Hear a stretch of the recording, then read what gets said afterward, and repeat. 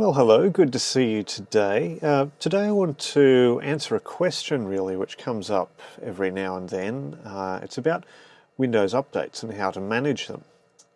With any sort of 24/7 computer operation, especially betting bots, but I can think of other things as well. Having Windows updates just turn up at random and just restart the computer when you're not wanting it to be restarted is not very helpful. So the question that comes up from time to time is how to manage Windows updates, how to stop it from restarting the computer at times when you don't want it to.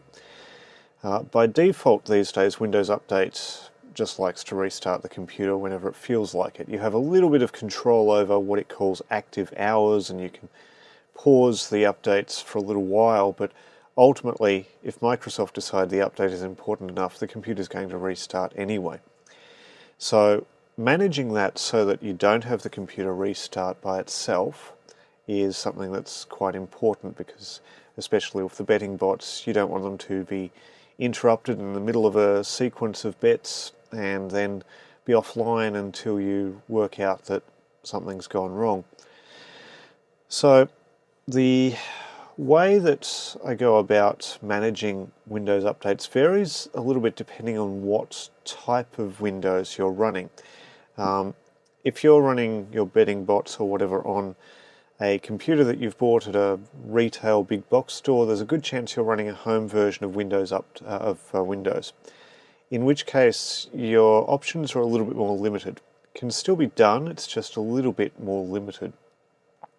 If you're running a professional version of Windows or a server version of Windows, and if you're using a VPS, then you're almost certainly running a server version of Windows, then you have access to group policy, and that gives you much more control over Windows updates. Now, it used to be, going back to Windows 7 and earlier, that you could just disable the Windows Update service and then re-enable it if you ever wanted to install updates. Microsoft have more or less made that impossible. You can disable the Windows Update service, but it will just get re-enabled, so that really doesn't do anything. Group policy is the most flexible way to do it, and it's the way I recommend doing it, because it doesn't require any third-party utilities. It's built into Windows and it works. But if you're running a home version of Windows, then you don't really have a choice. There is a third-party utility you can use, and I'll show you that a bit later. First though, I'll show you what to do if you have a pro version or a server version of Windows through group policy. But I suppose the question is, how do you find out what type of Windows you have? Well, let's have a look. So this is Windows 11. Windows 10 will be pretty much the same. There's one little difference in the screenshots, which I'll point out when we get there. But to work out what version of Windows you have, you just need to open a new Explorer window, and then in the left pane here, just find your PC. So this PC, right-click on it and go to Properties. That'll bring up a nice big window, and what we're looking for here is the edition of Windows. In this case I'm running Windows 11 Pro. Now if this says it's Pro or Server, then you can use group policy. If it says Home, then you might want to skip forward to the bit later in the video where I actually show you a third-party utility that you can use for that. But let's go with the Pro versions and the server versions and see how group policy can be used. So we'll close this, and we'll close the Explorer window as well. So open the Start menu, and you can either just type in group policy, and you should see Edit Group Policy as an option.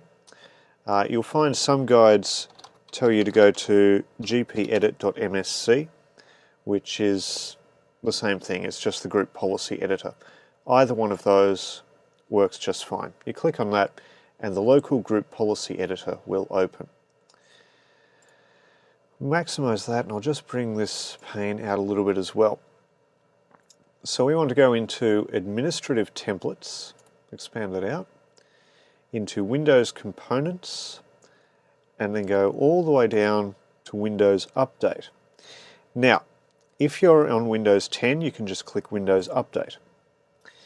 If you're on Windows 11, you're going to have to go in another level into Manage End User Experience. Now in here, by default, everything will be listed as not configured. I've already configured this, but by default this will be not configured.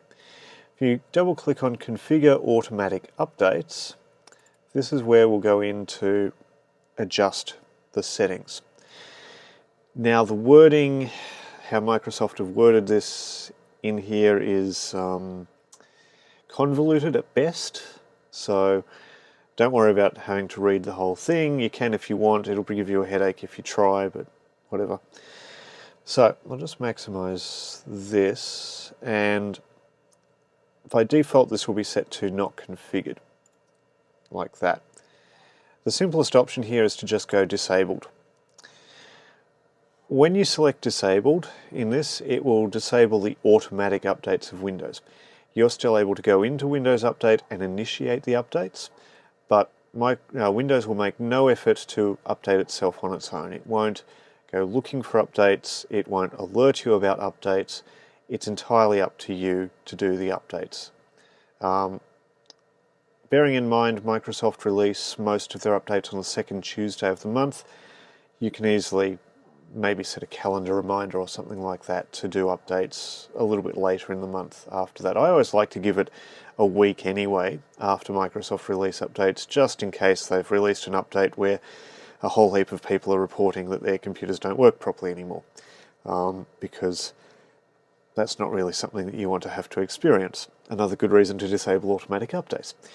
The other option is you can go to Enabled, but then change the Configure Automatic Updating setting to number 2, which is Notify for Download and Auto Install. If you do that option,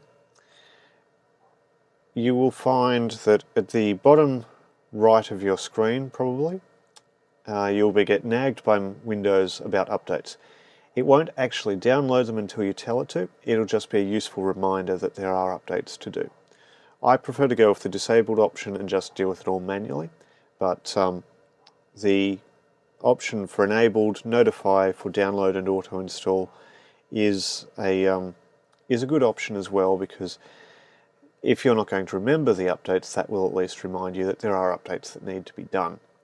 So I'm just going to set this back to disabled. Once you're done, just hit OK, and then you're done. It's useful at this point to restart the computer once you've made that change, just so that you don't have any Windows updates lurking that sort of got half done. They probably won't, but it's better to just restart the computer and make sure that it's in a happy mood. With that said, when you've got Windows Update in that mode, you can then, whenever you want to run the updates, just open the Start menu. If you just type in Windows Update, you can go to Windows Update Settings, or check for updates if you want. Let's go Windows Update Settings, and you can see it thinks it's checked this morning, but it actually hasn't. So click Check for Updates.